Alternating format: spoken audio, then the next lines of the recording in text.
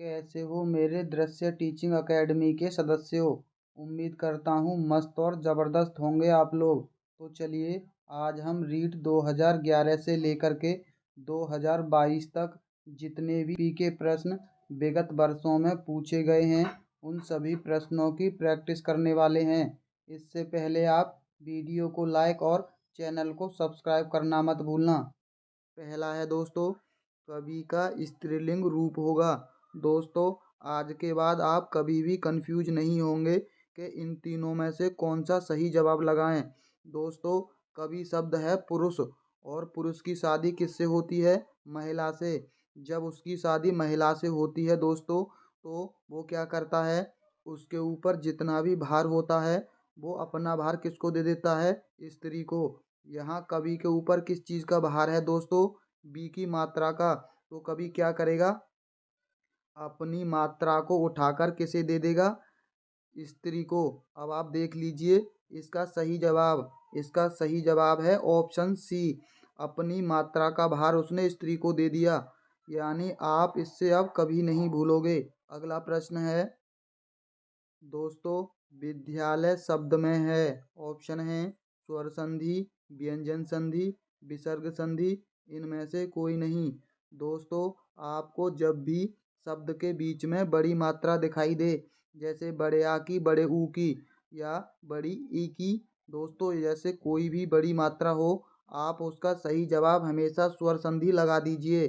स्वर संधि के अंदर शब्द के बीच में बड़ी मात्रा आती है। इसके अंदर है दीर्घ स्वर संधि। अगला प्रश्न है, पवन शब्द का संधि विच्छेद होगा। ऑप्शन है पाधन वन, पवधन अन, पौधन अन, पौधन अन। दोस्तों, इसका सही जवाब है ऑप्शन सी, पौधन अन।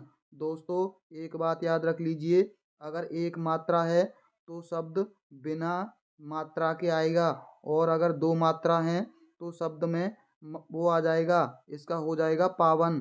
दोस्तों, पवन शब्द के अंदर है अयादि संधि। अयादि संधि का उदाहरण है पवन। दोस्तों, अगर शब्द में एक भी मात्रा नहीं है तो वहाँ ज़्यादातर अयादि संधि होती है। अगला प्रश्न है, हिंदी में वचन होते हैं एक, दो, तीन, अनगिनत।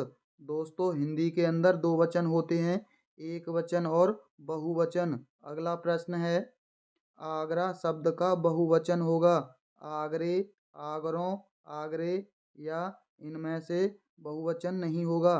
दोस्तों, इसका सही जवाब है ऑप्शन डी। आगरा शब्द का कोई बहुवचन नहीं होता है, क्योंकि आगरा शब्द पहले से ही बहुवचन और एक वचन दोनों में यही प्रयोग होता है।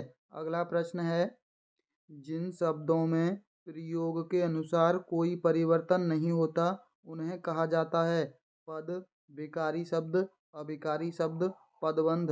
दोस्तों, जिनके अंदर कोई परिवर्तन नहीं होता उन्हें अविकारी कहते हैं, और अगर परिवर्तन हो जाता तो विकारी शब्द। अगला प्रश्न है, प्रश्न नंबर 7 है, संस्कृत के वे शब्द जो हिंदी में बिना किसी परिवर्तन के प्रयुक्त होते हैं कहलाते हैं। संस्कृत के शब्द तद्भव, तत्सम, देशज। दोस्तों, ये कहलाते हैं तत्सम शब्द। दोस्तों, और अगर परिवर्तन के साथ प्रयुक्त हों तो तद्भव। अगला प्रश्न है, जब किसी समास में दो शब्द प्रधान हो तो उसको कहते हैं द्वंद्व समास, द्विगु समास, प्रधान समास, तत्पुरुष समास। दोस्तों, जिस भी गांव में दो प्रधान होते हैं या जिस भी घर में दो प्रधान होते हैं उनके बीच हमेशा द्वंद्व होता है। दोस्तों, यहाँ भी द्वंद्व होगा। द्वंद्व की पहचान है बीच में योजक चिन्ह होगा। दोस्तों, योजक चिन्ह के साथ साथ आपको ये भी ध्यान रखना है कि दोनों शब्द एक दूसरे के विलोम होंगे। अगला प्रश्न है, शुद्ध शब्द है। दोस्तों, इनमें से कौन सा उज्ज्वल शुद्ध लिखा हुआ है आपको बताना है। दोस्तों, शुद्ध करने के लिए दो जा देख लीजिए, यानी जिस भी शब्द में दो जा आधे आएंगे वो सबसे शुद्ध होगा। आप इसको याद रख लीजिए। इसका सही जवाब ऑप्शन डी है। अगला प्रश्न है, अनुरक्त का विलोम शब्द है। पहला है आरक्त, विरक्त, निरक्त, आसक्त। दोस्तों, अनुरक्त का विलोम होता है विरक्त। अगला प्रश्न है, निम्न में से किस समूह में सभी शब्द तत्सम हैं? दोस्तों, जो संस्कृत के शब्द जैसे हैं वही प्रयोग हुए हों हिंदी में। शर्करा, पवन, ज्येष्ठ, अग्नि, काष्ठ, धृत, घोड़ा, कारीगर। दोस्तों, घोड़ा हिंदी का शब्द है। ओष्ठ, किताब, रानी, चाकू दोस्तों हिंदी का शब्द है। निष्ठुर, चम्मच, हाथी, कार्य। दोस्तों, इसका सही जवाब ऑप्शन ए है। शर्करा, पवन, ज्येष्ठ और अग्नि ये सभी शब्द संस्कृत के हैं। अगला प्रश्न है, किस शब्द में कु उपसर्ग नहीं है? पहला है कुरूप, कुशल, कुकर्म, कुचाल। दोस्तों, कुशल के अंदर कु उपसर्ग नहीं है।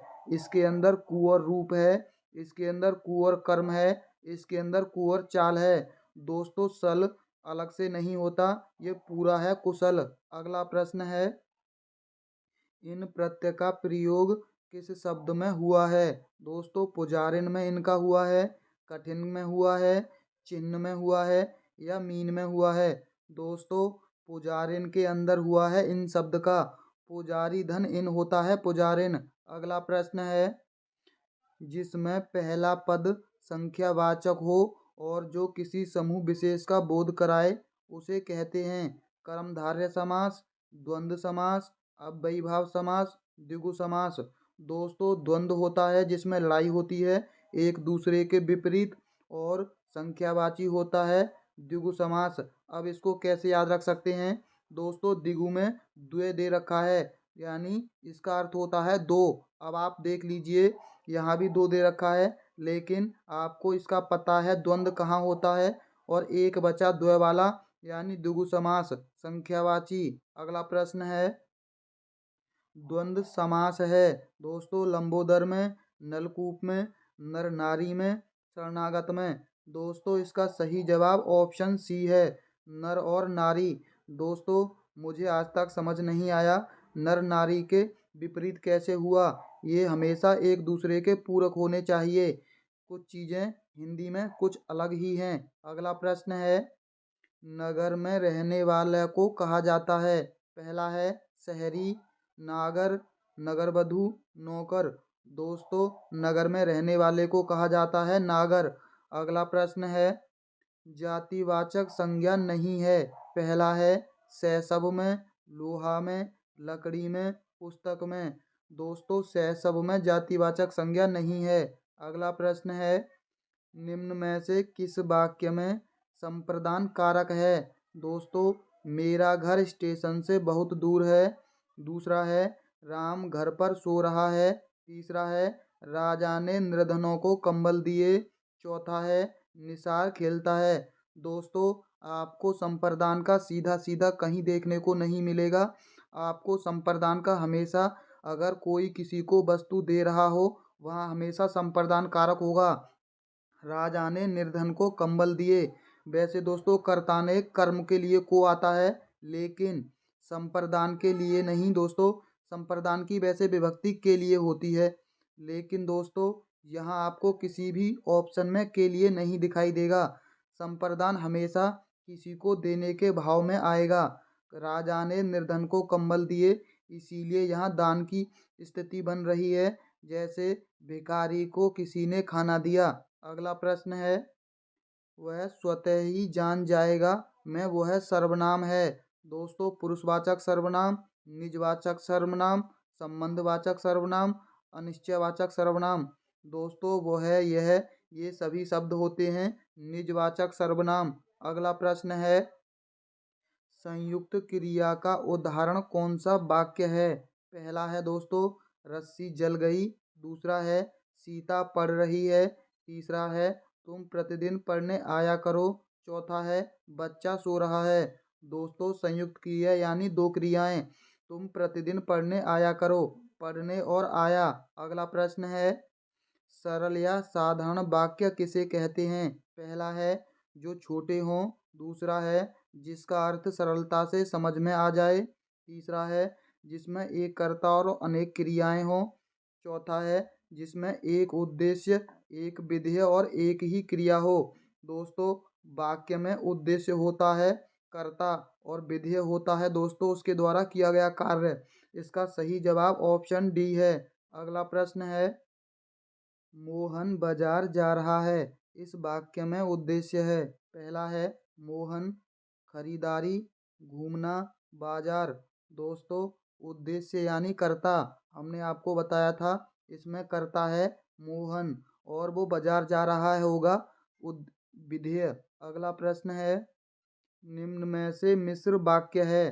पहला है वर्षा हो रही है, दूसरा है मैं पढ़ता हूँ और वह खेलता है, तीसरा है सुधीर पढ़ता है, चौथा है मैंने सुना है कि नीना पास हो गई।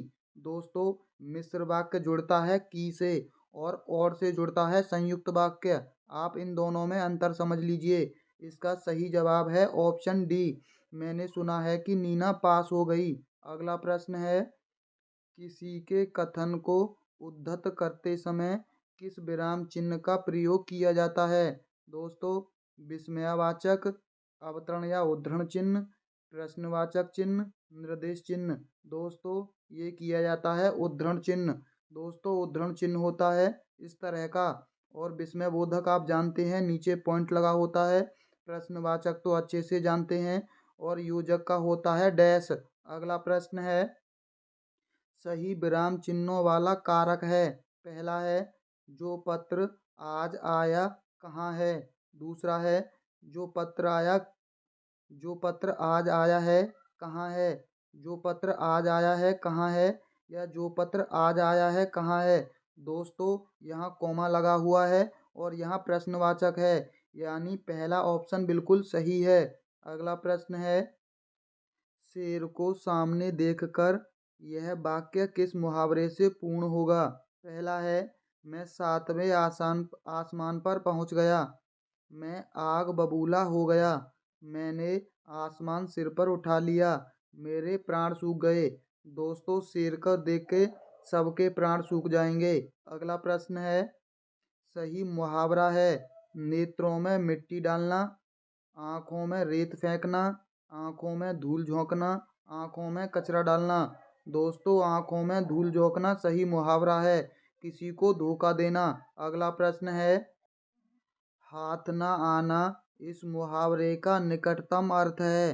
पहला है पकड़ में ना आना, दूसरा है बहुत बड़ा होना, तीसरा है हाथों का व्यायाम करना, चौथा है हाथ फैलाना। दोस्तों एक बात जान लीजिए मुहावरों के बारे में, मुहावरों के अंदर जो शब्द दे रखे हैं, अगर वो शब्द सीधे सीधे किसी ऑप्शन में दे रखे हों तो वो उसका कभी भी सही जवाब नहीं होगा। इसका सही जवाब है ऑप्शन ए, पकड़ में ना आना। अगला प्रश्न है, सिर फिर जाना का अभिप्राय है। पहला है चक्कर आ जाना, दूसरा है अहंकारी हो जाना। दोस्तों यहाँ देख लीजिए सिर है, यानी ये इसका सही जवाब नहीं होगा। पीछे मुड़कर देखने लगना। दोस्तों इसका सही जवाब है ऑप्शन बी, अहंकारी हो जाना। अगला प्रश्न है, दोस्तों इससे पहले कि हम 2012 के प्रश्नों की प्रैक्टिस करें, आपको हमारी वीडियो को लाइक और हमारे चैनल को सब्सक्राइब करना पड़ेगा। तो चलिए सबसे पहले आप हमारी वीडियो को लाइक और हमारे चैनल को सब्सक्राइब कर लीजिए। दोस्तों हम आपको एक बात बता देते हैं, रीट के अंदर आपको कभी भी गद्यांश जो भी दे रखे हैं वो नहीं पढ़ने हैं, ये बात आपको कोई नहीं बताएगा। दोस्तों हम क्यों कह रहे हैं, क्योंकि अगर आपने इस गद्यांश को पढ़ा तो आप फालतू का समय बर्बाद कराएंगे पेपर में।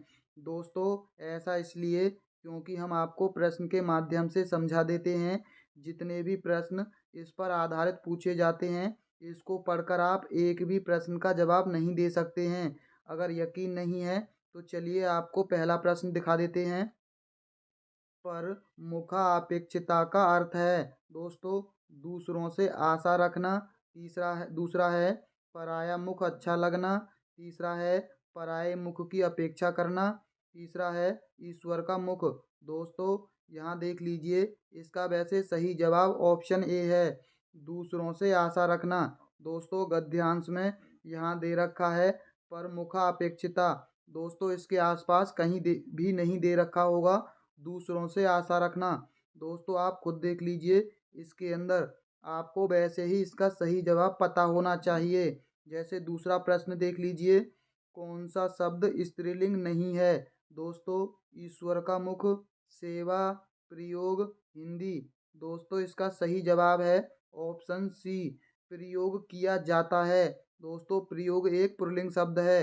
दोस्तों, इसके अंदर ये तीनों शब्द दे रखे होंगे चारों। क्या किसी के बारे में कौन सा शब्द स्त्रीलिंग है या पुल्लिंग नहीं दे रखा होगा? ये आपको पहले से ही पता होना चाहिए। इस गद्यांश में प्रयुक्त अर्थ शब्द का अर्थ नहीं है। दोस्तों, आशय, धन, मतलब, अभिप्राय। दोस्तों, इसका आशय धन नहीं होता है।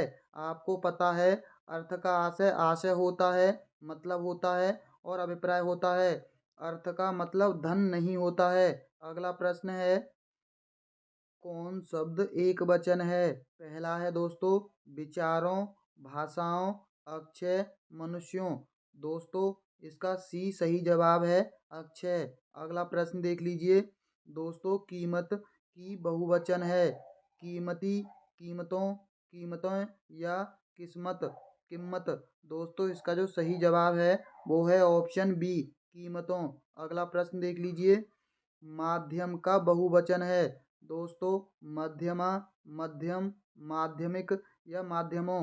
दोस्तों, इसका सही जवाब ऑप्शन डी है। दोस्तों, आपने चारों पांच प्रश्न देख लिए। क्या एक भी प्रश्न आप इस गद्यांश को पढ़कर किसी का सही जवाब दे सकते थे? बिल्कुल भी किसी का सही जवाब नहीं दे सकते। इसीलिए हम आपसे बोल रहे हैं कि आपको पेपर के अंदर गद्यांश को नहीं पढ़ना, डायरेक्ट प्रश्नों को हल करना है। दोस्तों, अक्षय निधि का अर्थ है, पहला है बिना क्षय रोग, कभी खत्म ना होने वाली संपत्ति या किसी का नाम, रोग रहित निधि। दोस्तों, इसका सही जवाब है ऑप्शन बी, अक्षय निधि होती है कभी खत्म ना होने वाली संपत्ति। अगला है दोस्तों, ये भी गद्यांश पर आधारित प्रश्न है, हम इनको भी नहीं पढ़ेंगे। अगर पढ़ेंगे तो फालतू का समय बर्बाद होगा। निम्न में से तत्सम शब्द है? पहला है जमीन, शून्य, खुद, मजबूत। दोस्तों, इसका सही जवाब है ऑप्शन बी, शून्य। शून्य दोस्तों, संस्कृत में भी शून्य प्रयोग होता है और हिंदी में भी शून्य। अगर शून्य का तद्भव पूछा जाता है तो शून्य होता है।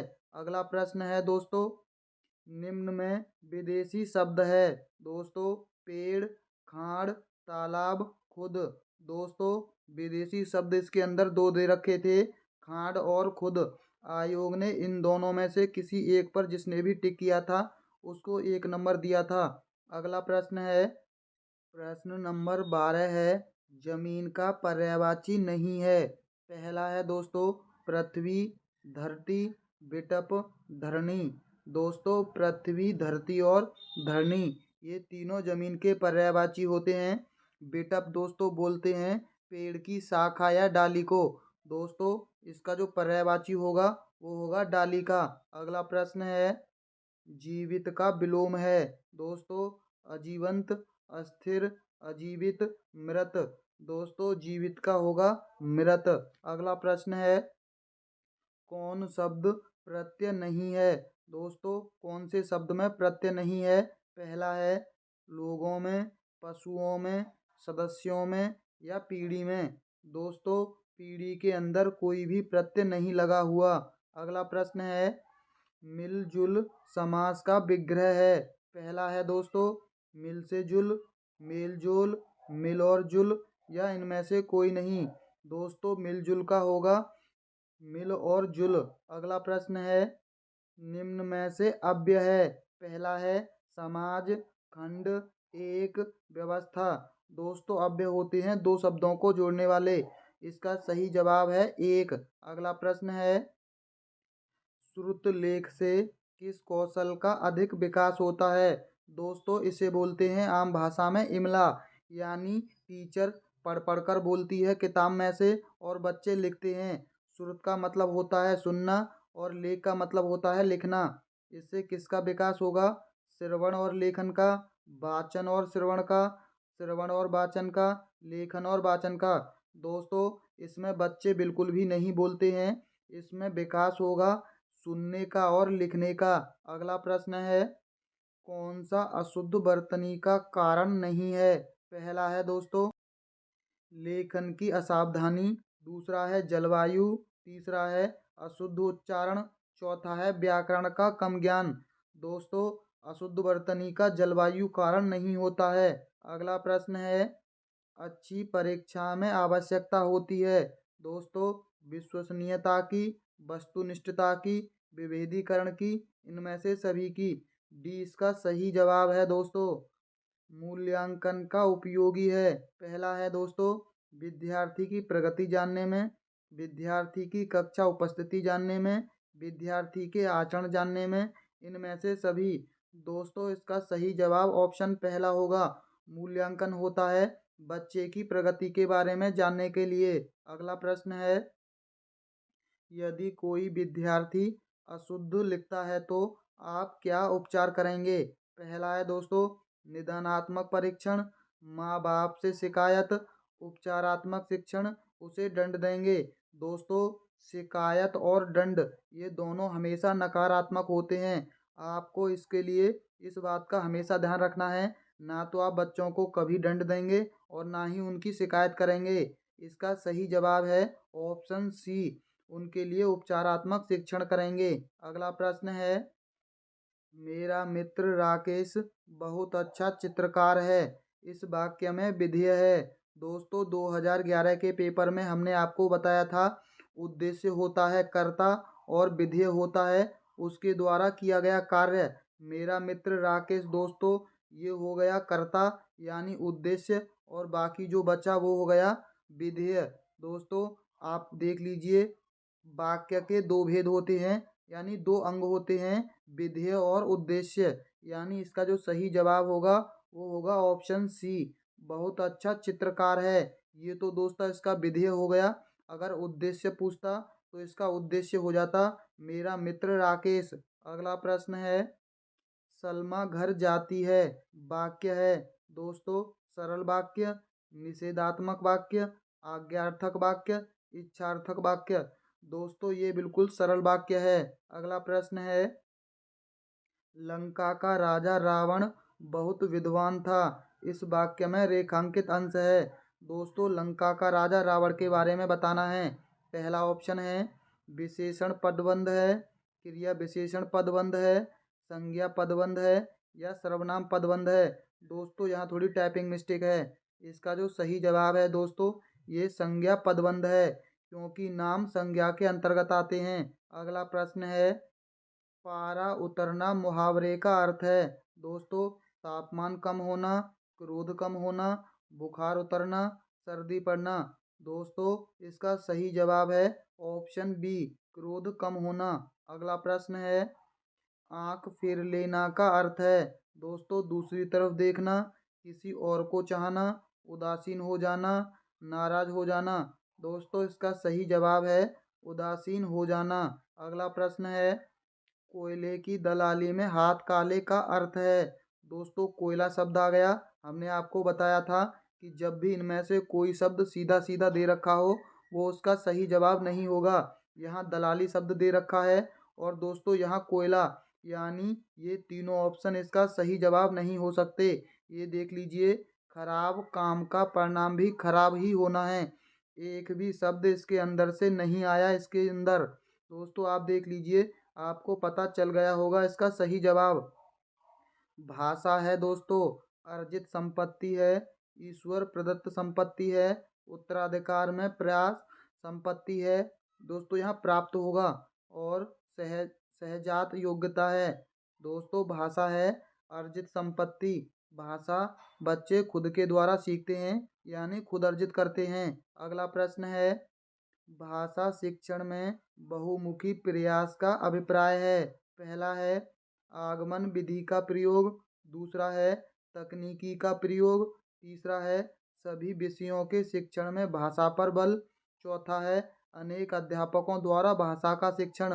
दोस्तों बहुमुखी प्रयास का मतलब होता है सभी विषयों के शिक्षण में भाषा पर बल। अगला प्रश्न है, अनुकरण विधि रचना के लिए उपयुक्त है। शिशु स्तर पर, प्रारंभिक स्तर पर, उच्च स्तर पर इनमें से कोई नहीं। दोस्तों इसका सही जवाब ऑप्शन बी है। प्रारंभिक स्तर पर, शिशु स्तर पर भी अनुकरण विधि मानी जाती है, लेकिन हमें क्लास की बात कर रहे हैं तो प्रारंभिक स्तर पर। अगला प्रश्न है, विद्यार्थियों में भाषा के प्रति रुचि के विकास में किस प्रणाली की भूमिका सबसे अधिक है? पहला है भाषण की, दूसरा प्रश्नोत्तर की, तीसरा साक्षात्कार की, चौथा अवलोकन की। दोस्तों इसका सही जवाब है ऑप्शन बी, प्रश्नोत्तर की भूमिका सबसे अधिक होती है। अगला प्रश्न है, भाषा कौशलों की संख्या है। दोस्तों 5 भाषा कौशल होते हैं, 3 होते हैं, 4 होते हैं या 10 होते हैं? दोस्तों भाषा कौशल होते हैं 4। पहला भाषा कौशल होता है सुनना, और दूसरा है बोलना, तीसरा भाषा कौशल है दोस्तों पढ़ना, और चौथा भाषा कौशल है दोस्तों लिखना यानी लेखन। ये 4 भाषा कौशल होते हैं। दोस्तों चलिए चलते हैं अगले वर्ष की प्रैक्टिस पर। लिखित अभिव्यक्ति का साधन नहीं है। दोस्तों अभिव्यक्ति का मतलब होता है अपनी बात दूसरों से कहना, और ये कह रहा है कि अपनी बात लिखकर आप इनमें से किस तरीके से नहीं देख सकते हैं। पहला है पत्र लेखन, दूसरा है निबंध लेखन, तीसरा है वाद विवाद, चौथा है नाटक लेखन।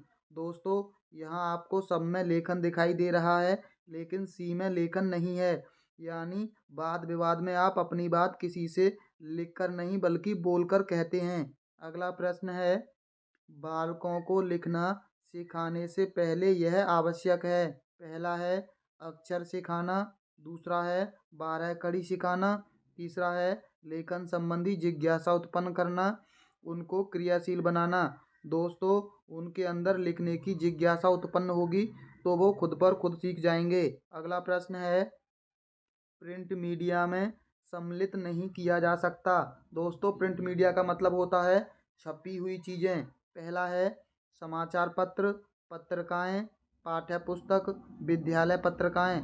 दोस्तों पाठ्य पुस्तकों को हम मीडिया के अंदर शामिल नहीं करते हैं। समाचार पत्र मीडिया होता है, पत्रिकाएं होता है, और ये भी पत्रिकाएं ही है। अगला प्रश्न है, SIT क्या है? पहला है टीवी चैनल, दूसरा उपग्रह अनुदेशनात्मक दूरदर्शन प्रयोग, तीसरा दोनों या उक्त में से कोई नहीं।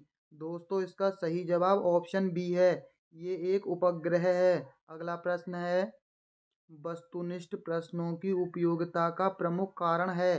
पहला है रटाई से मुक्ति, दूसरा पाठ्यक्रम व्याप्ति, तीसरा निष्पक्ष मूल्यांकन, विद्यार्थी का हित। दोस्तों वस्तुनिष्ठ में निष्पक्ष मूल्यांकन होता है। आप वस्तुनिष्ठ प्रश्नों में ऐसा नहीं कर सकते कि आपने किसी बच्चे को 5 दे दिए या किसी बच्ची को 2.5 दे दिए, 1 नंबर का है या 2 नंबर का। आपको बिल्कुल निष्पक्ष मूल्यांकन करना पड़ता है। अगला प्रश्न है, विचारों की अच्छी अभिव्यक्ति किस प्रकार के प्रश्नों में हो सकती है? दोस्तों वस्तुनिष्ठ, अति लघुत्तरात्मक, निबंधात्मक, लघुत्तरात्मक। दोस्तों निबंध के अंदर बच्चा अभिव्यक्ति यानी अपना कुछ भी बोल सकता है और लिख सकता है। अगला प्रश्न है, किसने मूल्यांकन प्रक्रिया को त्रिमुखी बताकर त्रिकोण के रूप में प्रस्तुत किया?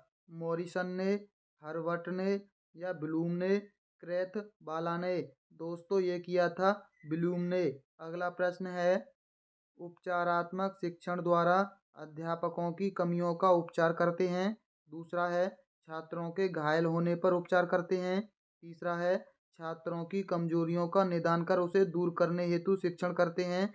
कुछ कह नहीं सकते। दोस्तों पेडागोजी के अंदर आप एक चीज़ जान लीजिए, अगर कोई ऑप्शन बाकी 3 ऑप्शनों से बहुत ही अधिक बड़ा है तो 99.99% उसके सही जवाब होने के चांस होते हैं। इसका भी सही जवाब ऑप्शन सी है, छात्रों की कमजोरियों का निदान कर उसे दूर करने हेतु शिक्षण करते हैं। अगला प्रश्न है, उच्चारण सुधारने का कार्य किन कक्षाओं में करना चाहिए? प्रारंभिक, माध्यमिक, उच्च माध्यमिक या उच्च कक्षाओं में? दोस्तों ये प्रारंभिक कक्षाओं में ही करना चाहिए। अगला है, दोस्तों हमने आपको पहले भी बता दिया कि हम गद्यांश नहीं पढ़ेंगे। पहला प्रश्न देख लीजिए, वह शब्द बताइए जिसमें संधि और प्रत्यय दोनों हैं। पहला है रंगीनियों, ध्वंस, अवशेषों, अधीरता या संप्रदायवाद।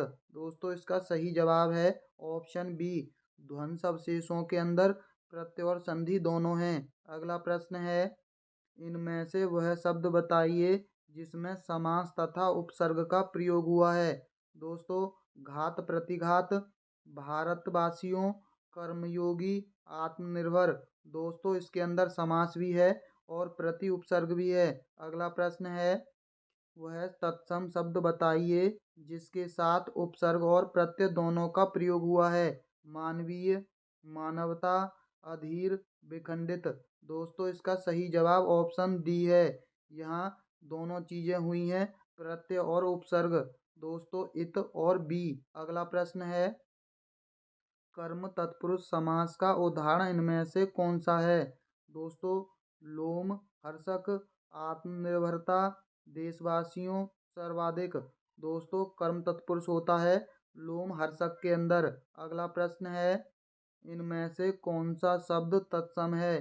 पहला है स्वतंत्रता, दूसरा झोंपड़ियों, तीसरा श्रद्धा, चौथा आज़ादी। दोस्तों तत्सम शब्द है श्रद्धा।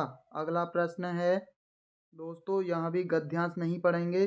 दोस्तों आपने देख लिए चारों पांचों प्रश्नों में आपको गद्यांश पढ़ने की आवश्यकता नहीं पड़ी। यहाँ भी देख लीजिए, इनमें से कौन सा शब्द स्त्रीलिंग नहीं है। पहला है शाम, रात, केवला, आंखें। दोस्तों केवला शब्द में स्त्रीलिंग नहीं है। अगला है, कुसुम शाम को घर गई। इस वाक्य में कौन सा काल है। सामान्य भूत, आसन्न भूत, पूर्ण भूत, संदिग्ध भूत। दोस्तों इसके अंदर है सामान्य भूतकाल। अगला प्रश्न है, कारक चिन्ह के प्रयोग के बावजूद इनमें से किस शब्द का बहुवचन नहीं बनता है। पहला है घी, गीत, घर, सखी। दोस्तों घी का बहुवचन नहीं बनता है। अगला प्रश्न है, इनमें से किस शब्द का लिंग नहीं बदला जाता। चाचा, छात्र, साइकिल, मामा। दोस्तों साइकिल का कोई लिंग नहीं बदल सकता है। इनमें से कौन सा शब्द सदैव बहुवचन में ही प्रयुक्त होता है। दर्शन, मन, पराठा, सितार। दोस्तों दर्शन हमेशा बहुवचन में प्रयोग होता है। अगला प्रश्न है, ईश्वर तुम्हें सफलता प्रदान करे। यह वाक्य है। पहला है संकेतवाचक, विधानवाचक, इच्छावाचक, विस्मयवाचक। दोस्तों ये इच्छावाचक वाक्य है। अगला प्रश्न है, मेरा छोटा भाई प्रशांत धार्मिक पुस्तकें अधिक पढ़ता है। इस वाक्य में विधेय का विस्तार है। दोस्तों विधेय यानी आपको पता चल गया होगा कर्ता के द्वारा किया गया कार्य। पहला ऑप्शन है छोटा भाई धार्मिक पुस्तकें अधिक, मेरा भाई प्रशांत पढ़ता है। दोस्तों मेरा छोटा भाई प्रशांत, ये तो इसका कर्ता हो गया।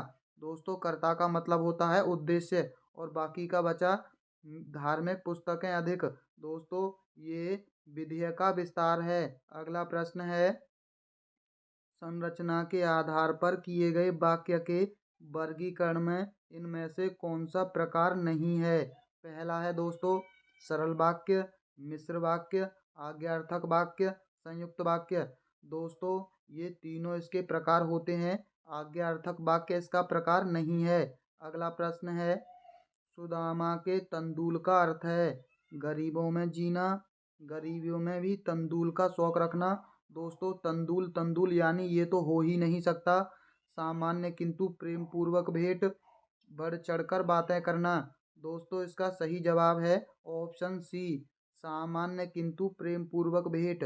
अगला प्रश्न है, खरी मंजूरी चोखा काम का अर्थ है। पहला है दोस्तों लोग मजदूरी की परवाह करते हैं पर काम की नहीं। दोस्तों दूसरा है पूरी मजूरी देने पर अच्छा काम होता है। तीसरा है साधारण काम के अधिक पैसे मांगना, बिना काम के दौलत चाहना। दोस्तों इसका सही जवाब ऑप्शन बी है, पूरी मजदूरी देने पर अच्छा काम होता है। अगला प्रश्न है, हिंदी भाषा शिक्षण की विधि है। पहला है अनुकरण विधि, आगमन निगमन विधि, भाषा प्रयोगशाला विधि, उपरोक्त सभी। दोस्तों सभी विधियां होती हैं हिंदी के अंदर। अगला प्रश्न है, गृह कार्य का मुख्य उद्देश्य है। पहला है छात्र को घर पर व्यस्त रखना। दोस्तों व्यस्त रखने वाली चीजें नकारात्मक होती हैं। पढ़ाए गए पाठ को दोहराने के लिए अवसर देना, सुलेख की योग्यता का विकास करना, संबंधित पाठ में रुचि उत्पन्न करना। दोस्तों पाठ को दोहराने के अवसर देना। अगला प्रश्न है, भाषा शिक्षण के उपागम हैं। पहला है पाठ संसर्ग उपागम, रचना शिक्षण उपागम, उक्त ये भी दोनों, उक्त में से कोई नहीं। दोस्तों दोनों इसका सही जवाब है। अगला प्रश्न है, छात्रों के शब्द भंडार में वृद्धि करने का उपाय है। पहला है शब्दकोश का उपयोग, छात्रों में स्वाध्याय की प्रवृत्ति को बढ़ाना, शिक्षक द्वारा अच्छे व नए शब्दों का प्रयोग करना, उक्त सभी। दोस्तों इसका सही जवाब ऑप्शन डी है, उक्त सभी। यानी ये तीनों चीजें बिल्कुल सही हैं शब्द भंडारण के लिए। अगला प्रश्न है, आगमन विधि के रूपों की संख्या है। 5, 2, 7, 3। दोस्तों ये संख्या दो होती है। ये होती है प्रयोग विधि, दूसरी होती है सह सह संबंध विधि। दोस्तों ये दोनों विधियां आगमन की होती हैं। अगला प्रश्न है, शिक्षण कौशल का उपयोग किया जाता है। पहला है कक्षा के अंदर, कक्षा के बाहर, दोनों में ही, कोई नहीं। दोस्तों दोनों में ही किया जाता है, कक्षा के बाहर और अंदर दोनों। अगला प्रश्न है, दोस्तों ये प्रश्न है 2017 के पेपर के। दोस्तों अभी तक आप लोगों ने हमारी वीडियो को लाइक नहीं किया है, चलिए वीडियो को लाइक तो कर ही दीजिए। दोस्तों आप अब तक वीडियो में बने हुए हैं तो आप दोस्तों सीरियस बच्चे हैं, आपको अब तो वीडियो को लाइक करना ही चाहिए। पहला प्रश्न है, वाह कितना सुंदर दृश्य है, वाक्य का प्रकार है संदेहवाचक, विस्मयादिबोधक वाक्य या संकेतार्थक प्रश्नवाचक। दोस्तों जब भी आपको इस तरह का चिन्ह दिखाई दे वो हमेशा विस्मयाबोधीवादक होता है। अगला प्रश्न है, फल को खूब पका होना चाहिए, वाक्य में अशुद्धि है। पहला है वचन संबंधी, दूसरा पदक्रम संबंधी, तीसरा कारक संबंधी, चौथा लिंग संबंधी। दोस्तों इसका सही जवाब ऑप्शन तीसरा है, कारक संबंधी अशुद्धि है, क्योंकि यहाँ को दे रखा है और दोस्तों को जो चिन्ह आता है वो आता है कर्म के लिए, लेकिन इसके अंदर कर्म है ही नहीं, तब इसका सही जवाब होगा फल खूब पका होना चाहिए। दोस्तों क्योंकि इस वाक्य में कर्म नहीं है तो को का प्रयोग हम नहीं कर सकते।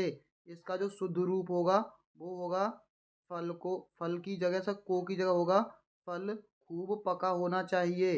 अगला प्रश्न है, मुहावरे के प्रयोग से बने वाक्यों में से सही विकल्प को चुनिए। पहला है राम जो अपनी अकल का दुश्मन है, दूसरा है उसकी मेहनत पर पानी गिर गया। दोस्तों पानी गिर गया नहीं होता, वह अपनी माँ की आंख का चांद नहीं होता। दोस्तों मेरी शरारत से मेरी सांस में दम आ गया। दोस्तों दम नहीं आता, इसका सही जवाब है ऑप्शन पहला, राम तो अपनी अकल का दुश्मन है, ये बिल्कुल सही मुहावरा है। अगला प्रश्न है, संयोजक शब्द से जुड़े हुए एक से अधिक साधारण वाक्यों से बनने वाला वाक्य कहलाता है। दोस्तों मिश्र वाक्य, संयुक्त वाक्य, आश्रित उपवाक्य या प्रधान वाक्य। दोस्तों ये कहलाता है संयुक्त वाक्य, संयोजक यानी और वाले शब्द। अगला प्रश्न है, अंधे के हाथ बटेर लगना लोकोक्ति का सही अर्थ है।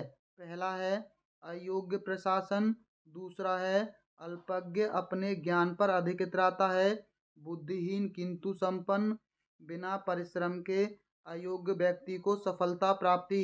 दोस्तों चौथा इसका बिल्कुल सही जवाब है, बिना किसी परिश्रम के उसको सफलता की प्राप्ति होती है, उसे कहते हैं अंधे के हाथ बटेर लगना।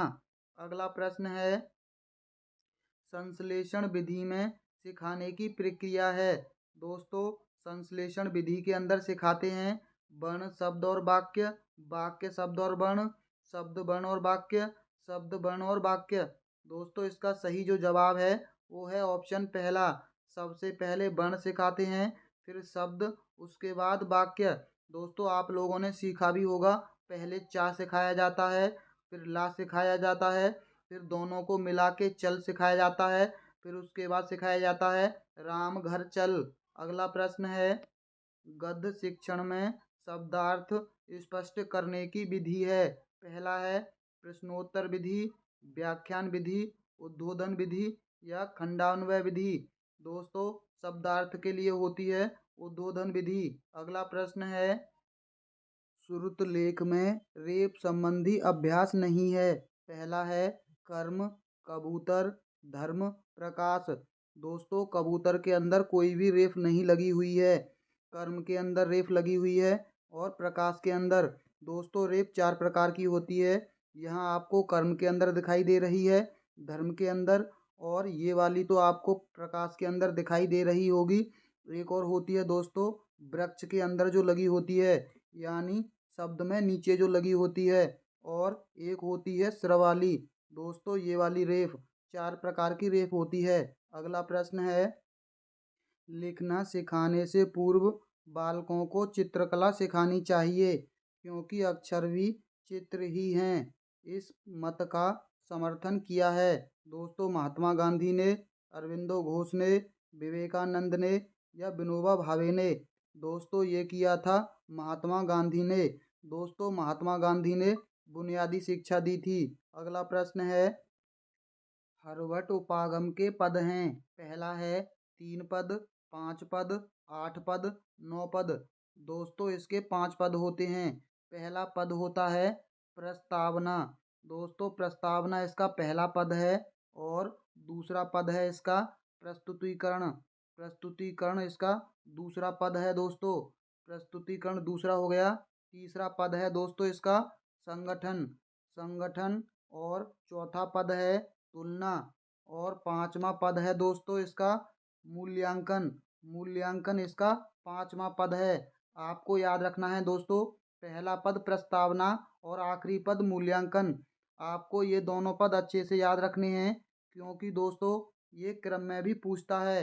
अगला प्रश्न है, शिक्षण में इकाई का संप्रत्यय किसकी देन है। पहला है ब्लूम की, जॉन डीवी की, मॉरिसन की या हर्वट की। दोस्तों संप्रत्यय दिया था मॉरिसन ने। अगला प्रश्न है, भाषाई कौशल का लिखित अभिव्यक्ति रूप है। दोस्तों सुनना, पढ़ना, उच्चारित और लिखना। दोस्तों लिखना इसका अभिव्यक्ति का लिखित रूप है। अगला प्रश्न है, दोस्तों ढाका उच्चारण स्थान है। आज के बाद आप कभी भी उच्चारण स्थान नहीं भूलोगे, हम इस बात की गारंटी देते हैं दोस्तों, क्योंकि हम आपको एक ऐसी ट्रिक बताएंगे जिससे आप कभी भी उच्चारण स्थान नहीं भूलोगे। दोस्तों कचट तप ये क्रम तो सबको याद ही होता है। अब हम आपको ट्रिक बता देते हैं। एक लड़का शादी में बाइक मांगता है, KTM दो। के से हो गया दोस्तों कंठ, और के टी से हो गया दोस्तों तालु, एम से हो गया मूर्धा, डी से हो गया दंत, और दोस्तों ओ से हो गया ओष्ठ। अब आप देख लीजिए इसका सही जवाब क्या होगा, क्योंकि ढा किस वर्ग के अंतर आता है। दोस्तों ये आता है मूर्धा के अंदर। अगला प्रश्न है, पाठ्य पुस्तक का अध्ययनात्मक पक्ष है। पहला है पुस्तक का आकार प्रकार, मुख्य पृष्ठ, दिल, जिल्द या प्रस्तावना। दोस्तों प्रस्तावना इसका अध्ययनात्मक पक्ष है। अगला प्रश्न है, वैचारिक सामग्री है। पहला प्रश्न है संरचना, मूल विषय वस्तु, शब्दावली, व्याकरणिक। दोस्तों इसका सही जवाब है ऑप्शन बी, मूल विषय वस्तु। अगला प्रश्न है, श्रव्य दृश्य साधन है। दोस्तों श्रव्य माने सुनना, दृश्य माने देखना। चलचित्र, चित्र, चित्र विस्तारक, रेखा चित्र। दोस्तों चलचित्र का होता है वीडियो, और आपने देख ही लिया होगा वीडियो सुनने में भी आती है और देखने में भी। अगला प्रश्न है, नाटक का संबंध किस ज्ञानेंद्रियों से है। मुंह से, कान से, कान व मुंह से, आँख से या आँख से। दोस्तों नाटक को हम देखते और सुनते हैं। अगला प्रश्न है, सत्र की समाप्ति पर प्रयुक्त मूल्यांकन है। दोस्तों नियोजनात्मक मूल्यांकन, निर्माणात्मक मूल्यांकन, निदानात्मक मूल्यांकन, संकलनात्मक मूल्यांकन। दोस्तों संकलनात्मक मूल्यांकन सत्र के लास्ट में होता है। अगला प्रश्न है, ब्लूप्रिंट ढांचा तैयार करने में उपयोगी नहीं है। शिक्षक निर्मित सामग्री, शिक्षक के लक्ष्य, पाठ्य वस्तु के प्रकरण, प्रश्नों के प्रकार। दोस्तों शिक्षक ने जो निर्मित सामग्री होती है वो ब्लूप्रिंट ढांचा तैयार करने में उपयोगी नहीं होती। अगला प्रश्न है, उपचारात्मक शिक्षण है। दोस्तों ये देख लीजिए, सेम प्रश्न रिपीट हुआ है। इसका सही जवाब है ऑप्शन दूसरा, अध्ययन संबंधी कठिनाइयों को दूर करते हुए शिक्षण किया जाना। अगला प्रश्न है, दोस्तों गद्यांश नहीं पढ़ेंगे, वो है, शब्द बताइए जिसमें दो उपसर्गों का प्रयोग हुआ है। निर्माण, निर्विरोध, निरीक्षक, निरंकुश। दोस्तों इसका सही जवाब ऑप्शन बी है, निर्विरोध।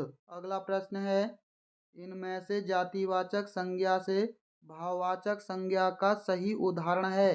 पहला है दोस्तों दानव से दानवता, दूसरा है सर्व से सर्वस्व, चतुर से चतुराई, गाना से गान। दोस्तों दानव संज्ञा है और दानवता भाववाचक संज्ञा। अगला प्रश्न है, मौलिक शब्द किस वाक्यांश के लिए प्रयुक्त होता है। मूल से मिलाकर बनाया हुआ। दोस्तों मूल जो किसी की नकल ना हो, मूल में विश्वास रखना, मूल की स्थापना। दोस्तों मौलिक का मतलब होता है जो मूल शब्द हो, जो किसी की नकल ना हो। अगला प्रश्न है, इनमें से आकाश का सही पर्याय है यानी पर्यायवाची शब्द। पहला है सर, वासव, व्योम, उत्पल। दोस्तों इसका सही जवाब है ऑप्शन तीसरा, व्योम। व्योम होता है आकाश का पर्यायवाची। दोस्तों उत्पल होता है कमल का पर्यायवाची। उसके बाद बचा वासव। वासव होता है दोस्तों इंद्र का पर्यायवाची और सर होता है शरीर का। अगला प्रश्न है, आस पास शब्द में कौन सा समास है। दोस्तों द्वंद्व समास, द्विगु समास, कर्मधारय समास, तत्पुरुष समास। इसका सही जवाब है ऑप्शन पहला, द्वंद्व समास। दोस्तों हमने आपको पहले भी बताया था कि डंडा यानी लड़ाई। अगला प्रश्न है, दोस्तों गद्यांश नहीं पढ़ेंगे। अनर्थकारी शब्द का क्या अभिप्राय है। विपरीत अर्थ करने वाला, दूसरा है अमौद्रिक अर्थ वाला, तीसरा है विशिष्ट अर्थ करने वाला या अनिष्ट करने वाला। दोस्तों इसका सही जवाब है ऑप्शन चौथा, अनिष्ट करने वाला। अगला प्रश्न है, इनमें से कौन सा शब्द पुल्लिंग के रूप में प्रयुक्त होता है। दोस्तों ये सभी प्रश्न गद्यांश पर आधारित हैं। पहला है शिक्षा, अच्छी, बहस, अभिमान। दोस्तों अभिमान पुल्लिंग में प्रयुक्त होता है।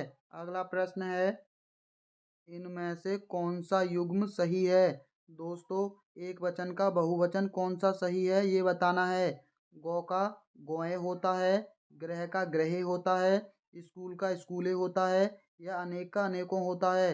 दोस्तों इसका सही जवाब ऑप्शन ए है, गौ का गौएं ये बहुवचन होता है। दोस्तों अनेक का अनेकों नहीं होता क्योंकि अनेक पहले से ही बहुवचन है। अगला प्रश्न है, अध्यापक कक्षा में पढ़ा रहा होगा, वाक्य में कौन सा काल है। पहला है सामान्य भविष्यत काल, संभाव्य भविष्यत काल, सामान्य भूतकाल, आसन्न भूतकाल। दोस्तों इसमें संभावना हो रही है कि शिक्षक पढ़ा रहा होगा और ये भविष्य काल है। अगला प्रश्न है, प्रणाली शब्द का सही। दोस्तों यहाँ गलत टाइपिंग है, अर्थ नहीं होगा। पहला है परंपरा, राय, पद्धति, विधान। दोस्तों इसका सही जवाब राय होगा। राय प्रणाली का अर्थ नहीं होता, परंपरा होता है, पद्धति होता है और विधान भी। अगला प्रश्न है, दोस्तों 2021 के प्रश्न हैं। पहला है, व्याकरण शिक्षण प्रणाली में किस प्रणाली को विकृत रूप में सुग्गा प्रणाली भी कहते हैं। निगमन प्रणाली को, अव्याकृति प्रणाली को, पाठ्य पुस्तक प्रणाली को, आगमन प्रणाली को। दोस्तों पाठ्य पुस्तक प्रणाली को सुग्गा प्रणाली भी कहते हैं। अगला प्रश्न है, नवीन शिक्षण पद्धतियों में प्रोजेक्ट पद्धति के व्यापक प्रयोग का श्रेय किसको है। पहला है ड्यूबी और किलपैट्रिक को, स्टीवेंस और रिचर्ड्स को, कुमारी हेलेन और पार्कहर्स्ट को या कार्लटन बॉशर्न को। दोस्तों इसका सही जवाब है ऑप्शन ए, जॉन डीवी और किलपैट्रिक को प्रोजेक्ट विधि का श्रेय दिया जाता है। अगला प्रश्न है, शिक्षकों को बालक की रुचि का सदैव ध्यान रखना चाहिए। जब बालक की रुचि पढ़ने की ओर नहीं हो तो उसे नहीं पढ़ाना चाहिए, इससे उसके विचारों में बाधा पहुंचती है। पाठ पढ़ाने से पूर्व उन्हें पाठ में बालकों की रुचि पैदा करनी चाहिए। उपयुक्त कथन भाषाई कौशल में किसका है? स्टीवेंस का, कार्लटन का, हर्बर्ट का, ड्यूबी का। दोस्तों ये है हर्बर्ट का। अगला प्रश्न है, पाठ्य पुस्तकों के उद्देश्य के अंतर्गत पाठ्य पुस्तकें शिक्षक या बालक के लिए हैं। पहला है, साध्य नहीं वरन साधन है। पुस्तकें शिक्षक व शिक्षार्थी के लिए साध्य हैं। अध्यापन हेतु साध्य एवं साधन हैं। साधन कम साध्य ज़्यादा हैं। दोस्तों ये ए ऑप्शन इसका सही जवाब है, साध्य नहीं बल्कि साधन है। अगला प्रश्न है, भाषा शिक्षण में उपयोगी श्रव्य दृश्य साधन हैं। दोस्तों ये प्रश्न हर बार पूछा जा रहा है। रेडियो, अभिनय, श्यामपट्ट, पोस्टर। दोस्तों ये खाली दृश्य साधन हैं। अभिनय यानी नाटक, ये श्रव्य दृश्य साधन हैं। अगला प्रश्न है, जिस समास में सामासिक पद के दोनों पदों में विशेषण विशेष्य या उपमेय उपमान का संबंध हो वह है। पहला है दोस्तों द्विगु समास, द्वंद्व समास, बहुब्रीहि समास, कर्मधारय समास। दोस्तों द्विगु और द्वंद्व के बारे में आपको अच्छे से पता चल गया। अब इसका सही जवाब इन दोनों में से एक होगा। इसका सही जवाब है ऑप्शन सी, कर्मधारय समास। दोस्तों उपमेय और उपमान हमेशा कर्म की बात करेंगे। आप इसको कैसे याद रख सकते हैं? दोस्तों मान उसका अच्छा होता है जिसके कर्म अच्छे हों। अगला प्रश्न है, डॉक्टर चंद्रा अदम्य साहस की धनी थी। पहला वाक्य में रेखांकित शब्द में विशेषण है। दोस्तों पहला है परिमाणवाचक, व्यक्तिवाचक, संकेतवाचक, गुणवाचक। दोस्तों यहाँ रेखांकित शब्द है यानी अदम्य साहस की धनी थी में इसका सही जवाब है ये उनका गुण था। अगला प्रश्न है, निम्नलिखित में से उद्धरण के लिए प्रयुक्त किया गया जाने वाला चिन्ह है। दोस्तों इसका जवाब ऑप्शन बी सही है। ये प्रश्न पहले भी पूछा जा चुका है। दोस्तों ये अर्ध विराम है, अल्प विराम कॉमा होता है, ये योजक चिन्ह है और ये पूर्ण विराम चिन्ह है। दोस्तों अगला प्रश्न है, उस शिक्षा शास्त्री का नाम बताइए जिन्होंने कहा था स्कूल एक बाग है, अध्यापक एक माली और बच्चे पौधे के समान हैं। पहला है दोस्तों बॉसवर ने, ड्रेकाली ने, फ्रोवेल ने, मोंटेसरी ने। दोस्तों जिन्होंने खेल विधि दी थी फ्रोवेल ने।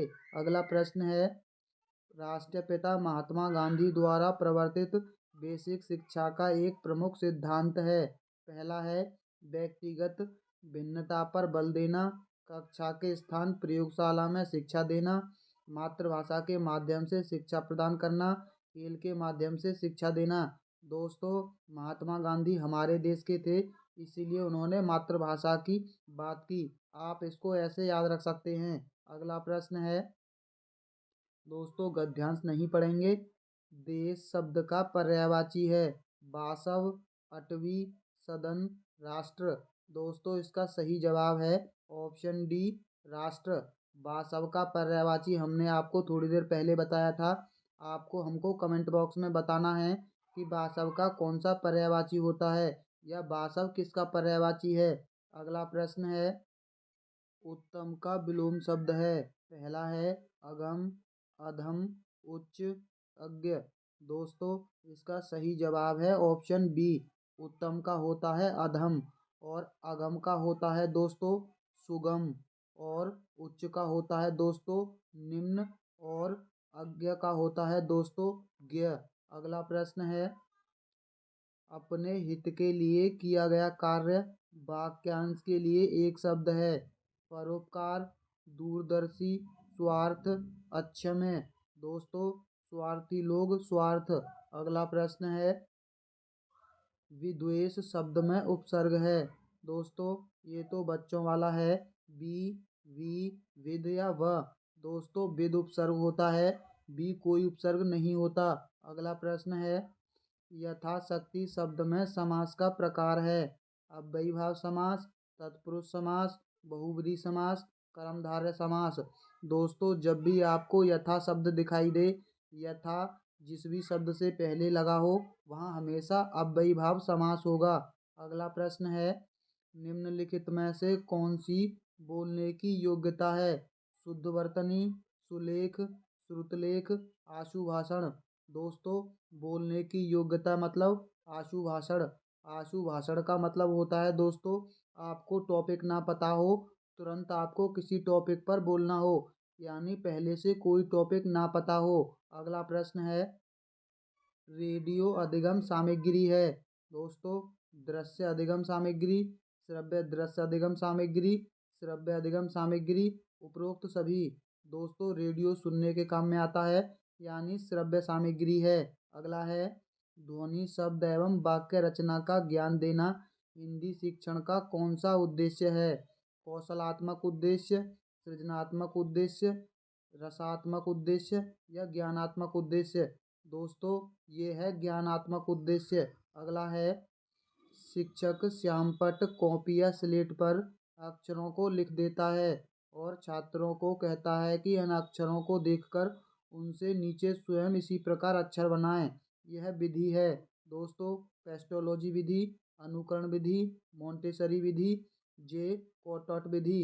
दोस्तों अनु का मतलब ही होता है देखना, ये है अनुकरण विधि। अगला प्रश्न है, बहुविकल्पीय सही गलत, विषम का चुनाव, युगलीकरण एवं रिक्त स्थान की पूर्ति किस प्रकार के प्रश्नों के भेद हैं? लघु उत्तरीय प्रश्नों के, निबंधात्मक, वस्तुनिष्ठ प्रश्न, इन सभी के। दोस्तों ये हैं वस्तुनिष्ठ प्रश्न। निबंधात्मक अभिव्यक्ति के लिए सबसे अच्छे प्रश्न होते हैं। अगला प्रश्न है, मुहावरे के प्रयोग से बने वाक्य का सही विकल्प चुनिए। दोस्तों सुरेश तो अकल मर गई। दोस्तों अकल पर पत्थर पड़ते हैं। बंद कमरे में उसका दम फूलने लगा। तीसरा है, छोटे भाई खेत के स्वामित्व के लिए लाल पीले हो गए। और चोरी करते पकड़े जाने पर उसकी नाक झुक गई। दोस्तों नाक नहीं झुकती और ना ही दम फूलता है। इसका सही जवाब है ऑप्शन सी, यानी लाल पीला होना। अगला प्रश्न है, हिंदी भाषा में वाक्य के मनुष्य अंग होते हैं। दोस्तों 2, 5, 4, 3। दोस्तों इसका सही जवाब है ऑप्शन ए, 2 अंग होते हैं। हमने आपको बताया था उद्देश्य और इसके होते हैं विधेय।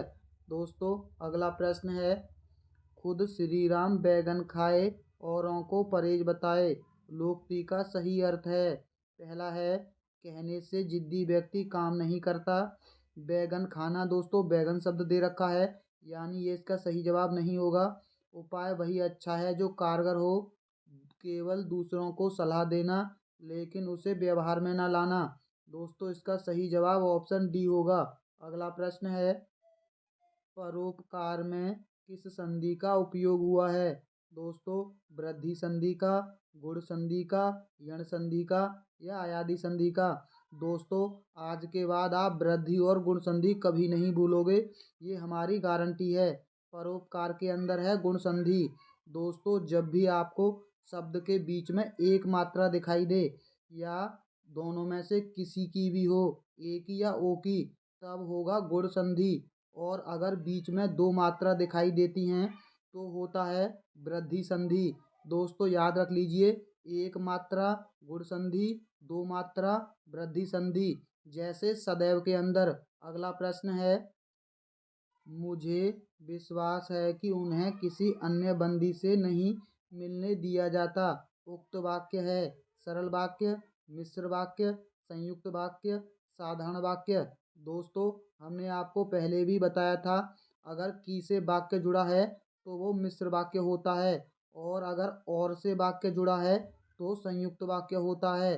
अगला प्रश्न है, इसका वैसे सही जवाब ऑप्शन बी होगा। दोस्तों आपका जीवन सुखमय हो अर्थ भेद के आधार पर यह किस प्रकार का वाक्य है? विधानवाचक, इच्छावाचक, संकेतार्थक या आज्ञावाचक। दोस्तों ये है इच्छा कि आपका जीवन सुखमय हो, ये मेरी इच्छा है दोस्तों।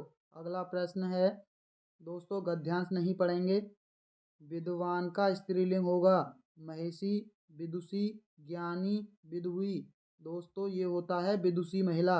अगला प्रश्न है, एक वचन बहुवचन का सही युग्म है। पुरुष पुरुषों, पुस्तक पुस्तकें, साथी साथियाँ, स्त्री महिला। दोस्तों पुस्तक और पुस्तकों का बहुवचन बिल्कुल सही है। अगला प्रश्न है, उद्धत शब्द का सही अर्थ है अनुपम, व्याकुल, तैयार, परिश्रम। दोस्तों तैयार होता है उद्धत का। अगला प्रश्न है, बड़े बड़े महात्मा सदैव लोगों की शंकाओं का समाधान करने के लिए उद्धत रहते हैं। वाक्य में काल है। दोस्तों उद्धत अभी आया था यानी तैयार रहते हैं, और यहाँ भी ये देख लीजिए तैयार रहते हैं। बड़े बड़े महात्मा सदैव लोगों की शंकाओं का समाधान करने के लिए तैयार रहते हैं। पहला है सामान्य भूतकाल है, सामान्य भविष्यकाल है, संभाव्य वर्तमान काल है, सामान्य वर्तमान काल है। दोस्तों ये सामान्य वर्तमान काल है। अगला प्रश्न है दोस्तों ये प्रश्न है 2022 के। दोस्तों इससे पहले कि हम आगे बढ़ें, आप हमारी वीडियो को केवल अपने खास मित्रों को ही शेयर करना, फालतू के लोगों को शेयर करने की आवश्यकता नहीं है।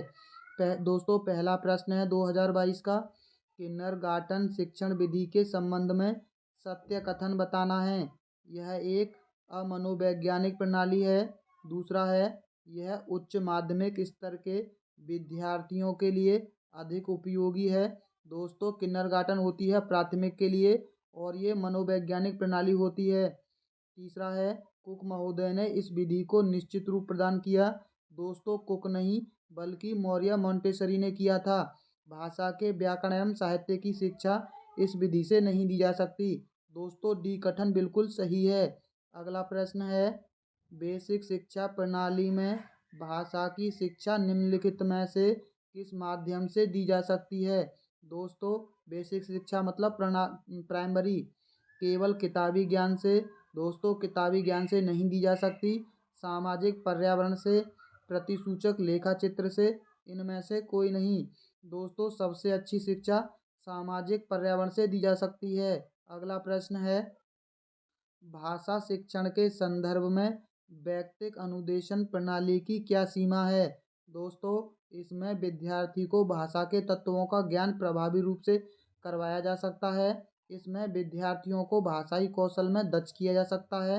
इसमें व्यक्तिक शिक्षण पर अधिक बल दिया जा सकता है, या यह शिक्षण प्रणाली अधिक विद्यार्थियों वाली बड़ी कक्षा में अध्यापन के लिए उपयोगी नहीं है। दोस्तों व्यक्तिगत अनुदेशन ये बड़ी कक्षा के लिए उपयोगी नहीं होता है, क्योंकि हमें प्रत्येक बच्चे पर ध्यान देना होता है व्यक्तिगत अनुदेशन में, और जब बच्चे अधिक होंगे तो हम प्रत्येक बच्चे पर ध्यान नहीं दे सकते, यानी इसका डी सही जवाब है। अगला प्रश्न है, इनमें से कौन सा परिवीक्षित अध्ययन उपागम का सोपान नहीं है। पहला ऑप्शन है अध्ययन कार्य का आवंटन, दूसरा है अध्ययन हेतु निर्देशन, तीसरा है विद्यार्थियों द्वारा स्वाध्याय एवं शिक्षक द्वारा मार्गदर्शन, कलात्मक प्रयोजन। दोस्तों इसका जो सही जवाब ऑप्शन डी होगा, कलात्मक प्रयोजन इसका उपागम नहीं है। अगला प्रश्न है, सर्वप्रथम सरल तथा समान आकृतियों के वर्णों को लिखवाना प्रारंभ करवाएं। उल्लेखित बात किस स्तर के विद्यार्थी हेतु की गई है। पहला है प्राथमिक स्तर के, उच्च प्राथमिक स्तर के, माध्यमिक स्तर के, या उच्च माध्यमिक स्तर के। दोस्तों ये बात प्राथमिक स्तर के लिए की गई है। अगला है भाषा कौशलों से अभिव्यक्त कौशल है। दोस्तों यहाँ देख लीजिए अभिव्यक्ति कौशल, लेखन नहीं बोल रहा है, अभिव्यक्ति बोल रहा है, यानी सुनना और बोलना, लिखना और पढ़ना, बोलना और लिखना, पढ़ना और बोलना। दोस्तों सुनना, सुनने से व्यक्ति अपनी बात नहीं बोलता है, और यहाँ देख लीजिए पढ़ने से भी अपनी बात किसी को नहीं बोलता है, और यहाँ भी पढ़ना है। दोस्तों अपनी बात हम दूसरों से बोलकर और लिखकर बतलाते हैं। अगला प्रश्न है, अनुलेख किस भाषा कौशल से संबंधित है? पहला है श्रवण, वाचन, लेखन, वादन। दोस्तों अनुलेख का मतलब होता है, अनु का मतलब होता है देखना और लेख का मतलब होता है देखकर लिखना। तो इसके अंदर लेखन का कौशल का विकास होगा। अगला प्रश्न है लिंग्वाफोन यानी रिकॉर्डेड प्लेयर किस प्रकार की अधिगम सामग्री है? प्रक्षेपक सामग्री, दृश्य सामग्री, दृश्य श्रव्य सामग्री या श्रव्य सामग्री। दोस्तों ये है केवल सुनने वाली। रिकॉर्डेड प्लेयर में सुनते हैं जैसे रेडियो तरह होता है उसी तरह से। इसका सही जवाब ऑप्शन डी है श्रव्य सामग्री। अगला प्रश्न है भाषा प्रयोगशाला के अनुभाग में सम्मिलित नहीं है। पहला है परामर्श कक्ष, दूसरा है श्रवण कक्ष, तीसरा है नियंत्रण कक्ष, चौथा है विश्राम कक्ष। दोस्तों प्रयोगशाला के अंदर एक भी विश्राम कक्ष नहीं होता। दोस्तों विद्यालय में विश्राम कक्ष की कोई आवश्यकता नहीं होती। अगला प्रश्न है सस्वर वाचन का गुण है अस्पष्ट उच्चारण। दोस्तों यहाँ थोड़ी टाइपिंग मिस्टेक है। उचित ध्वनि निर्गम, अस्वाभाविकता। दोस्तों इसका सही जवाब है ऑप्शन सी उचित ध्वनि निर्गम होता है सस्वर वाचन का। अगला प्रश्न है मौखिक मूल्यांकन के संबंध में उपयुक्त कथन है। पहला है मौखिक मूल्यांकन में दीर्घ उत्तरीय प्रश्न पूछे जाते हैं। दूसरा है मौखिक मूल्यांकनकर्ता निष्ठावान, सहनशील और विषय विशेषज्ञ होना चाहिए। तीसरा है मौखिक मूल्यांकन में समूह निष्ठता अधिक होनी चाहिए। चौथा है मौखिक मूल्यांकन में विद्यार्थियों को आत्म अभिव्यक्ति के अवसर कम मिलने चाहिए। दोस्तों मौखिक मूल्यांकन का सबसे सही जवाब है ऑप्शन बी मौखिक मूल्यांकनकर्ता निष्ठावान, सहनशील और विषय विशेषज्ञ होना चाहिए। दोस्तों दीर्घकालिक प्रश्न बिल्कुल गलत चीज़ है और सामूहिक ये भी बिल्कुल गलत है क्योंकि यहाँ एक बच्चे की बात हो रही है। अगला प्रश्न है मूल्यांकन उद्देश्यों की प्राप्ति की सीमा का निर्णय करने की प्रक्रिया है। मूल्यांकन की यह परिभाषा किसने दी? पहला है माइकलिस्की, सिसिरोस्की, ब्लूम की, राइट स्टोन की। दोस्तों ये परिभाषा है माइकलिस्की। अगला प्रश्न है विद्यार्थी की सीखने संबंधी कठिनाइयों को दूर करते हुए करवाए जाने वाला शिक्षण कहलाता है। दोस्तों कठिनाइयों को दूर करने वाला आप कितनी बार पढ़ चुके हैं? ये उपचारात्मक शिक्षण है। अगला प्रश्न है सतत एवं व्यापक मूल्यांकन का दोष है। दोस्तों यहाँ मूल्यांकन का दोष बताना है। पहला है इसमें विद्यार्थियों का निरंतर मूल्यांकन होता है। दोस्तों ये दोष नहीं है, मूल्यांकन होना अच्छी बात है। दूसरा है विद्यार्थियों को अपनी कमियों का निरंतर ज्ञान होता रहता है। दोस्तों ये भी बिल्कुल सही है, ये इसका दोष नहीं है। इसमें अभिभावकों को विद्यार्थी की निरंतर प्रगति की जानकारी होती रहती है। यह प्रणाली कभी लागू की जा सकती है? दोस्तों तभी लागू की जा सकती है जब विद्यार्थी शिक्षक अनुपात कम हो। दोस्तों ये ही इसका दोष है क्योंकि अगर विद्यार्थी ज़्यादा होंगे तो ये मूल्यांकन प्रणाली लागू नहीं की जा सकती। ये इसका दोष है। अगला प्रश्न है उपलब्धि परीक्षण के निर्माण में कितने पदों का प्रयोग किया जाता है? पहला है 2 पदों का, 3 पदों का, 4 पदों का या 1 पद का या 4 पद का। दोस्तों इसका जो सही जवाब है वो है ऑप्शन डी 4 पदों का प्रयोग किया जाता है। दोस्तों पहला है निर्देशात्मक, दूसरा है दोस्तों रूपरेखा तैयार करना, तीसरा है ब्लूप्रिंट बनाना और चौथा है परीक्षण के प्रश्न तैयार करना। ये 4 दोस्तों पद हैं। अगला प्रश्न है दोस्तों हम पैराग्राफ नहीं पढ़ेंगे, हम पहले भी बता चुके हैं लेकिन इस बार हम आपको प्रूफ देंगे कि पैराग्राफ क्यों नहीं पढ़ना है। पहला प्रश्न है सदैव शब्द का सही संधि विच्छेद है। पहला है दोस्तों सतधन एव, सदाधन एव, सदधन एव या सदाधन एव। दोस्तों इसका सही जवाब है ऑप्शन डी सदाधन एव। दोस्तों हमने आपको बताया था कि 2 मात्राएं होती हैं तो कौन सी संधि होती है। यहाँ देख लीजिए 2 मात्राएं दे रखी हैं, यानी इसके अंदर होगी वृद्धि संधि। दोस्तों सदैव शब्द के अंदर सही संधि विच्छेद पूछा है। पैराग्राफ में सदैव शब्द यहाँ दे रखा है। दोस्तों अब देख लीजिए इसके आसपास कहीं भी संधि के बारे में कोई चर्चा नहीं है। दोस्तों अगला प्रश्न देख लीजिए। निम्नलिखित में से विष शब्द का पर्यायवाची शब्द है। दोस्तों वसु है या अर्णव है, उरग है या गरल है। दोस्तों विष का जो पर्यायवाची है वो गरल होता है। दोस्तों विष शब्द यहाँ दे रखा है, ये देख लीजिए। इसके आसपास आपको गरल के बारे में कहीं जानकारी नहीं होगी।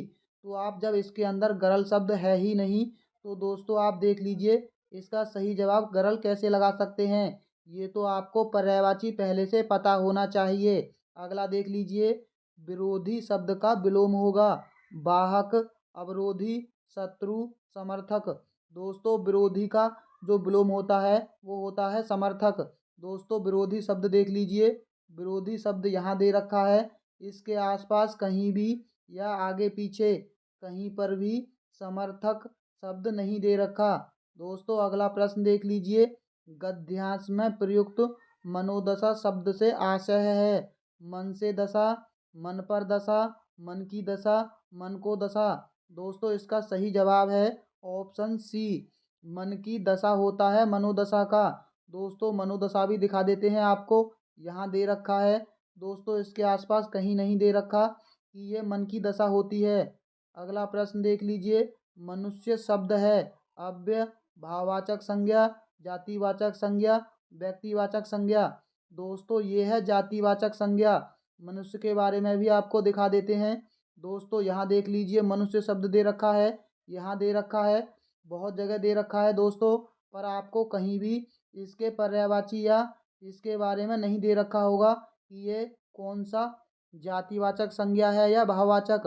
दोस्तों ये तो आपको पहले से पता होना चाहिए। इसीलिए हम कहते हैं कि रीट के अंदर आपको गद्यांश को पढ़ने की बिल्कुल भी आवश्यकता नहीं है, क्योंकि आप गद्यांश को पढ़ेंगे तो आप फालतू का समय बर्बाद करेंगे।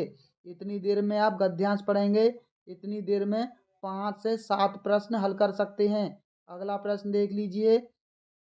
अमूल्य का अर्थ है। पहला है जिसका कोई मूल्य ना हो, दूसरा है जिसका मूल्य बहुत कम हो, तीसरा है जिसका मूल्य लागत से अधिक हो, चौथा है जिसका मूल्य ना आंका जा सके। दोस्तों अगर ऑप्शन में डी वाला ऑप्शन ना दे रखा होता, जिसका मूल्य ना आंका जा सके, तब इसका सही जवाब होता जिसका कोई मूल्य ना हो। लेकिन अगर ऑप्शन में डी दे रखा है तो आपको जिसका मूल्य आंका ना जा सके ये इसका सही जवाब होगा। अगला प्रश्न है निधियां शब्द का एक वचन होगा। दोस्तों निधियां का एक वचन होता है निधि। अगला प्रश्न है इन्हीं के कारण पृथ्वी मातृभूमि की संज्ञा प्राप्त करती है। वाक्य में कौन सा काल है। दोस्तों संभाव्य भविष्य काल, सामान्य वर्तमान काल, संदिग्ध भूतकाल, वर्तमान काल या आसन्न भूत। दोस्तों ये सामान्य वर्तमान है। भाव शब्द है। पहला ऑप्शन है दोस्तों स्त्रीलिंग शब्द है, नपुंसकलिंग शब्द है, पुल्लिंग शब्द है या उभयलिंग शब्द है। दोस्तों भाव एक पुल्लिंग शब्द होता है। भाव होता है दोस्तों, ना कि होती है। भाव होता है इसीलिए ये पुल्लिंग शब्द है। अगला प्रश्न है अचेतन शब्द का उपयुक्त अर्थ है। पहला है निश्चित, एकत्र, अंचित या निर्जीव। दोस्तों अचेतन का होता है निर्जीव। अगला प्रश्न है वाक्य के कितने अंग माने गए हैं। दोस्तों 4, 1, 2, 3। दोस्तों हम आपको कितनी बार बता चुके हैं कि वाक्य के कौन से अंग हैं। आपको बताना है इसका सही जवाब कि वाक्य के कौन कौन से अंग होते हैं। अगला प्रश्न है रचना के आधार पर वाक्य का प्रकार है। विधानार्थक वाक्य, कृतवाच्य वाक्य, संयुक्त वाक्य, भाववाच्य। दोस्तों रचना के आधार पर 3 होते हैं, इसका सही जवाब संयुक्त वाक्य है। अगला प्रश्न है दो शब्दों को जोड़ने के लिए उपयुक्त विराम चिन्ह कहलाता है। विवरण चिन्ह, योजक चिन्ह, अवतरण चिन्ह, लोप चिन्ह। दोस्तों दो को जोड़ने के लिए योजक चिन्ह। अगला प्रश्न है ढाक के 3 पात लोकोक्ति का सही अर्थ है।